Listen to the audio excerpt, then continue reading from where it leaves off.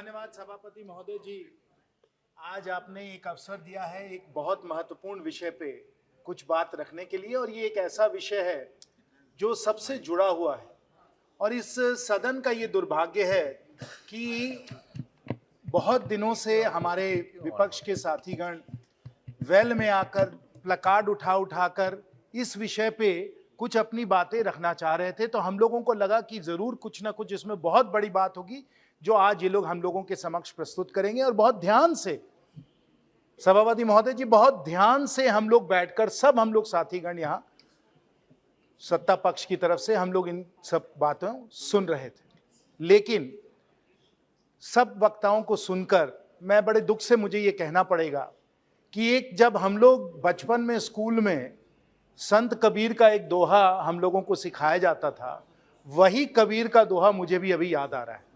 और वो दोहा क्या है माननीय सदस्यगण? वो दोहा आपको याद होगा, आपने भी जरूर स्कूल में पढ़ा होगा। बुरा जो देखन मैं चला, बुरा जो देखन मैं चला, बुरा न मिलवे कोय, जब दिल खोजा आपना, मुझसे बुरा न कोय, मुझसे बुरा न कोय। महंगाई देखने ये चले थे, महंगाई देखने ये चले थे, इन्हें महंगाई कहीं मिली नहीं। लेकिन अगर अपने अंदर देखेंगे तो वहां आपको दिखने को मिलेगा कि अगर हमें चिंता महंगाई की कहीं भी करनी है तो उनके राज्यों में करनी है। और ये सब मैं थोड़े विस्तृत रूप से मैं समझाने की कोशिश करूंगा। आपने महंगाई की बात की, आपने गरीबों की बात की, आपने कई आंकड़े प्रस्तुत किए। आपने ये भी कहा कि आंकड़ों से पेट नहीं भरता। सुप्रिया सूले जी ने, माननीय सदस्य जी बहुत वरिष्ठ सदस्य हैं, और बिल्कुल सही कहा उन्होंने कि आंकड़ों से पेट नहीं भरता है। मैं बताता हूं पेट कैसे भरता है। मैं जाता हूं पेटो पंचायत, मैं जाता हूं रामपुर पंचायत, मैं जाता हूं देहर पंचायत, मैं सब अपने जिले के पंचायतों में घूमता हूं। और मैं वहां जाता हूं तो वही गांव देहात के लोग कह रहे हैं कि हमारा पेट माननीय सरकार, माननीय मोदी जी ने भरा है। क्योंकि आज हर कोई को, और इतने महीनों से, इतने सालों से कोविड का जब यह आपदा आई, हम लोगों ने गरीब कल्याण योजना के तहत सबको मुफ्त अनाज खिलवाया और उनको जो जो उनकी जरूरतें थी वो हम लोगों ने उनको प्रावधान उनको हम लोगों ने करवाया है।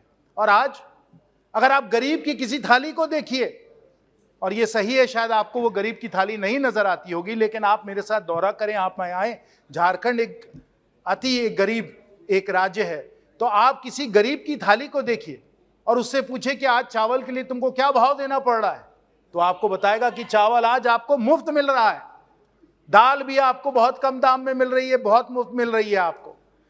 अगर आप देखें कि सब्जी जो पहले 10-15 रुपए की मिला करती थी, आप जाकर हाट में, बाजार में, हाट में लिया करते थे, आज भी वो सब्जी 8 साल के बाद आपको जो 10-15 रुपए की मिल रही थी, ज्यादा 15-20 रुपए की मिलती है सीजन में। कहां सब्जी का दाम बढ़ा है?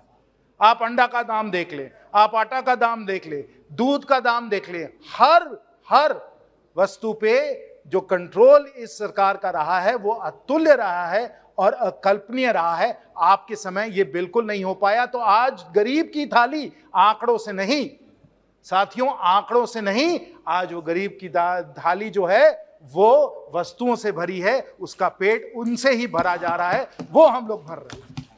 ये वास्तविकता है। आपको पसंद नहीं आई, आप महंगाई ढूंढ रहे हैं, महंगाई ढूंढ रहे हैं, आपको महंगाई मिल ही नहीं रही है क्योंकि महंगाई है ही नहीं। तो आम जनता के नजरिए से देखें, आप आम जनता के नजरिए से देखें तो स्पष्ट आपको नजर आएगा कि उसकी थाली हम लोगों ने भर दिया है। और ना सिर्फ हमने उसके लिए थाली भरी है, हमने उसको और भी इतनी सारी चीजें दी हैं। जैसे अभी बहन बताई, मीना जी ने बताया, बहन मीना जी ने बताया, अगर आप देखें तो आज गरीब के घर में हमने बैंक का खाता पहुंचा दिया, हमने बिजली पहुंचा दी, हमने शौचालय पहुंचा दिया, हम जल पहुंचा रहे हैं। वो पक्के घर में रह रहे हैं। जहां उनको पीड़ा थी कि अगर कहीं अस्वस्थ कोई हो जाए, अस्पताल चले जाए, आज उसको 5 लाख का हम आयुष्मान भारत के द्वारा स्वास्थ्य बीमा दे रहे हैं। कौन सी महंगाई जब 5 लाख का हमने इतना बड़ा उनको वरदान दिया है। और करोड़ों लोगों को आज सैचुरेशन मोड में करोड़ों लोगों को हम लोग गैस का सिलेंडर दे रहे हैं। और वहां माननीय अधीर जी मौजूद हैं, उनको मालूम ही है, सत्यपाल जी हैं, बीडी राम जी हैं, हम लोग सब लोग लोक लेखा समिति के सदस्य हैं। उसी लोक लेखा समिति में CAG के द्वारा बहुत गंभीरता से जांच हुई, बड़ी महीनता से जांच हुई, और उन्होंने हमें बताया कि जो उज्ज्वला योजना है उसके तहत जहां किसी को कोई गैस सिलेंडर नहीं मिल रहा था, सबको लगभग गैस सिलेंडर मिल चुका है, और आम तौर पे 3 या 4 सिलेंडर हर वर्ष लिए जा रहे थे। जिसके पास कुछ नहीं था आज 3-4 गैस सिलेंडर। आप कह रहे थे वहां, कल्याण बैनर्जी साहब कह रहे थे कि वो अलमारी में बंद है। कौन सी अलमारी में? जब जाके CAG ने जाके देखा है कि गैस का सिलेंडर आज 3 या 4 खरीदा जा रहा है। तो आप ये क्या बातें बना रहे हैं? आप महंगाई ढूंढ रहे हैं, आपको महंगाई मिल नहीं रही है, और आप जाकर इस सदन को आप भ्रष्ट कर रहे हैं। इस सदन को आप इस तरीके से सदन को चलने नहीं दे रहे हैं, क्योंकि आपको ये महंगाई नहीं मिल रही है, आपको वेल में आके बस नाटक करना पड़ता है।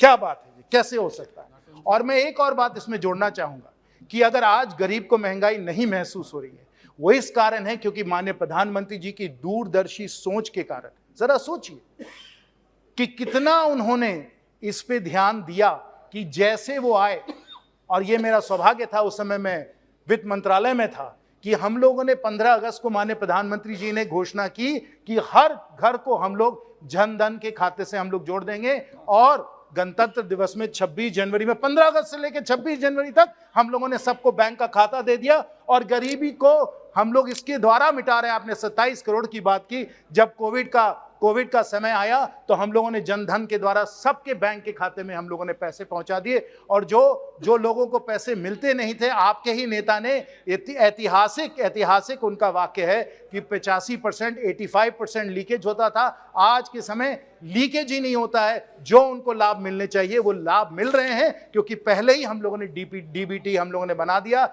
जनधन को हम लोगों ने दिलवा दिया, और इस जैम ट्रिनिटी के माध्यम से महंगाई से हम लोगों ने जनता को सुरक्षित रखा है, उनके लिए कवच बना दिया। ये हम लोगों की दूरदर्शी सोच थी। और जब आपदा आई, कोविड की आपदा आई, मेरे विपक्ष के मित्रों को मैं बताना चाहूंगा, हम लोगों के पास वो इंफ्रास्ट्रक्चर था, हम लोगों के पास वो फाइनेंशियल सिस्टम था कि हम हर कोई को इस कवच के द्वारा हम सुरक्षित रख सके। इसलिए तो आप जब महंगाई ढूंढेंगे, आपको गरीबों के बीच, आम जनता के बीच नहीं मिलेगी, क्योंकि उन्हें हम आज माननीय प्रधानमंत्री जी के साहसिक और निर्णायक नीतियों के कारण आज हम लोग उन्हें सुरक्षित रख रहे हैं। और ये मैं आम जनता के नजरिए से बता रहा हूं, किसी गरीब की थाली के नजरिए से बता रहा हूं, उस दृष्टिकोण से बता रहा हूं। लेकिन हमारे विपक्ष के कई ऐसे साथी हैं जो बड़ी बड़ी बातें करते हैं, आंकड़ों को लाते हैं, IMF की आंकड़े लाते हैं, और सबकी आंकड़े लाकर हम लोगों को बताते हैं। अगर हम इन आंकड़ों को देखें, जो हम लोग नहीं कह रहे हैं, ये IMF कह रहा है, वर्ल्ड बैंक कह रहा है, दुनिया के सब जो विशेषज्ञ हैं, जो अर्थशास्त्री हैं, वो कह रहे हैं, वो बता रहे हैं, वो मैं अभी बताने वाला, वो सब ये कह रहे हैं कि जिस प्रकार से माननीय प्रधानमंत्री नरेंद्र मोदी जी की सरकार ने इन आर्थिक संकटों और परिस्थितियों को संभाला है, इसका कोई मुकाबला नहीं है। 2 बड़े हम लोगों को शौक आए हैं, जिसको माननीय प्रधानमंत्री जी ने और सब लोगों ने स्वीकार कहा भी है, और वंस इन अ सेंचुरी ये शौक, वंस इन अ सेंचुरी। और इस दरमियान भी हम लोगों ने जनता को सुरक्षित रखा, उनको महंगाई उनको नहीं झेलनी पड़ी, और जो हमारी रिकवरी हुई कोविड के बाद और यूक्रेन क्राइसिस के होते हुए भी जो हमारी रिकवरी हुई है साथियों, वो विश्व में एकदम टॉप में है। और ये मैं नहीं कह रहा हूं, ये IMF और वर्ल्ड बैंक कह रहे हैं। आज ग्रोथ में, जैसे अभी उदासी साहब कह रहे थे, ग्रोथ में we are the fastest growing major economy in the world despite these economic shocks. और हमें रोशनी की कीमत, आधिर जी, हमें रोशनी की कीमत तभी मालूम होती है जब हम अंधेरे को जानते हैं, और हम सब लोगों ने यूपीए का अंधेरा देखा हुआ है। मैं कुछ आंकड़े आपको बताना चाहता हूं। यूपीए के समय यही हालात हुए कि ऑयल का प्राइस बढ़ने लगा। जैसे अभी शौक आया ना कि ऑयल का प्राइस बढ़ रहा है, सब लोग बोल रहे थे कि तेल का भाव बढ़ता चला जा रहा है, वैसे ही यूपीए के समय भी तेल का भाव 60-70 से बढ़ते बढ़ते 100-110 होने लगा। क्या हुआ? देश में महंगाई का दर बड़े तेजी से बढ़ता चला गया। इन्फ्लेशन जो था उस समय, महंगाई का दर, जो अब टेक्निकल हम बात कर रहे हैं, महंगाई का दर कितना हुआ? 10%, 11%, 12%। लोग सड़कों पे आ गए, तब उन्होंने महंगाई की बात रखी, तब हमें महंगाई मालूम हुई। अब इस बार फिर वही हालात आए हैं। आप सबको मालूम होगा, सब आप लोग अखबार पढ़ते हैं, आप सब जानकार लोग हैं, अभी भी फिर ऑयल का प्राइस बढ़ने लगा है। ये विश्व के बाजार का मामला है, हमारे घरेलू बाजार का मामला नहीं है, विश्व का बाजार का मामला है। आदिर जी, आप जानते हैं कि वही हालात हैं, फिर ऑयल का प्राइस 100, 110, 120 बढ़ रहा है। और महंगाई का दर क्या है? 10% है, 11% है, 12% है? बिल्कुल नहीं। आज के समय, क्योंकि हम लोगों ने इतनी सारी अच्छी निर्णय हम लोगों ने लिए हैं, हमारी नीतियां अच्छी रही हैं, आज के समय महंगाई का दर सिर्फ 7% है, सिर्फ 7%। और विश्व में आज के समय, यूएस में क्या है? उस समय यूपीए के समय अंधेरे में, वो अंधेरे का जमाना था हमारे देश में, हमारे यहाँ 12% इन्फ्लेशन था। अमेरिका में और यूरोप में क्या इन्फ्लेशन था? 2%, 1%, 3%। आज वहीं यूरोप में और वहीं यूएस में इन्फ्लेशन क्या है? 8%, 9%, और हम उनसे कम है, हम 7% है। ये आपको यूपीए किया अंधेरे को और एनडीए के रोशनी को साफ दर्शाता है। साफ कुशलता क्या है, योग्यता क्या है, ये आंकड़े आपको बता रहे हैं। मैंने थाली की भी बात की, मैंने आंकड़ों की भी बात की, थाली की भी बात की, आंकड़ों की भी बात की, क्योंकि आपको महंगाई आप जहां भी ढूंढेंगे, थाली में ढूंढेंगे, आंकड़े में ढूंढेंगे, आपको नहीं मिलेगी। ये सिर्फ आप चाहते हैं। और क्यों? कई नीतियां थी, हमने ड्यूटी कम किया, हमने एडिबल ऑयल पे ड्यूटी कम की, हमने सोयाबीन पे ड्यूटी कम की, हमने पेट्रोल डीजल का एक्साइज टैक्स हम लोगों ने घटाया, बड़ी सारी हम लोगों ने नीतियां अपनाई, बहुत सारे हम लोगों ने साहसिक कदम लिए, ठोस कदम लिए, तब जाकर ये महंगाई पे हम लोग कंट्रोल आ पाए हैं। जो आप यूपीए सरकार में नहीं कर पाए, वो हम लोगों ने करके आपको दिखाया है। ये करके आपको दिखाया है। और जो ग्रोथ की बात हो रही है, आज ही मैं सब विपक्ष के साथियों को उनका ध्यान आकर्षित कराना चाहता हूं कि आज ही जीएसटी के आंकड़े आए हैं। जीएसटी के आंकड़े आए, जो जीएसटी का आप लोग कह रहे हैं ना कि जीएसटी में ये सब गलत काम किया गया, उस जीएसटी के आंकड़े आए हैं। आज 1.5 लाख करोड़ का जीएसटी का कलेक्शन जो है वो जुलाई का, आज अगस्त है, जुलाई का दिया गया है। और इसमें यह मत समझिए कि ये इन्फ्लेशन महंगाई के कारण है। जीएसटी टू जीडीपी रेशियो जो बहुत महत्वपूर्ण रेशियो होता है, क्योंकि हमारे कंप्लायंस और कलेक्शन एफिशिएंसी बढ़ रही है, वो 6.9% हो गया है। ये आपको बताता है कि हम लोग किस कुशलता से अर्थव्यवस्था को चला रहे हैं। अंत में सभापति महोदय जी, अगर हमें महंगाई की चिंता करनी है, और माननीय प्रधानमंत्री जी हैं इसलिए हम लोग बिल्कुल सुरक्षित अपने को महसूस कर रहे हैं, अपने को आश्वस्त महसूस कर रहे हैं कि हमें आज के समय महंगाई के बारे में कोई खास चिंता नहीं करनी चाहिए। लेकिन आधिर जी, अगर चिंता करनी है तो हमें चिंता आपकी करनी है, आप लोगों की करनी है। क्योंकि जैसे माननीय प्रधानमंत्री जी ने हमें बताया है, सिखाया है कि रेवड़ी वाले भी बहुत सारे लोग हैं, रेवड़ी वाले भी बहुत सारे लोग घूम रहे हैं इस देश में। आप कलकत्ते से आपका आना जाना है, आपको मालूम है कि वहां संदेश भी मिले जा रहे हैं, रसगुल्ला भी दिया जा रहा है, मिष्टी दोई भी दी जा रही है। ये रेवड़ी वाले बहुत हैं। राजस्थान में भी हमारे कई सारे मित्र हैं, मीना जी हैं, आपको मालूम है कि वहां जयपुर में भी चूरमा बनाया जा रहा है और घी और उसमें शक्कर डाला जा रहा है। रोटी उसको चूर चूर के चूरमा खिलाया जा रहा है। और दिल्ली वालों को एक ऐसा हलवाई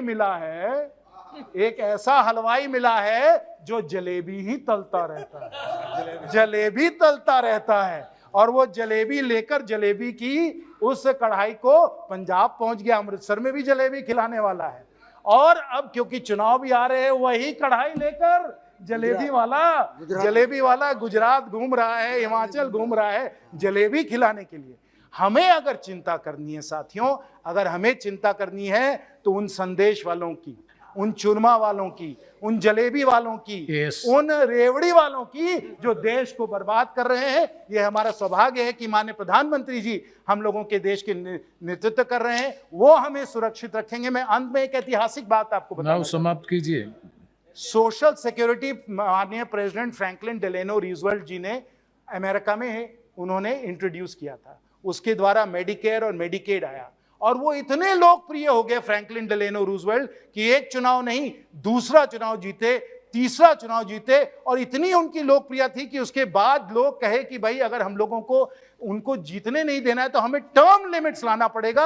हम लोगों को भारत में भी टर्म लिमिट्स अगर हम लाएं तभी जाकर कोई माननीय प्रधानमंत्री जी के पद से हटाएगा, नहीं तो ये देश की जनता उनको हरदम उस पद पे देखना चाहती है और जलेबी वालों से हमें सुरक्षित रखना चाहती है। बहुत बहुत धन्यवाद।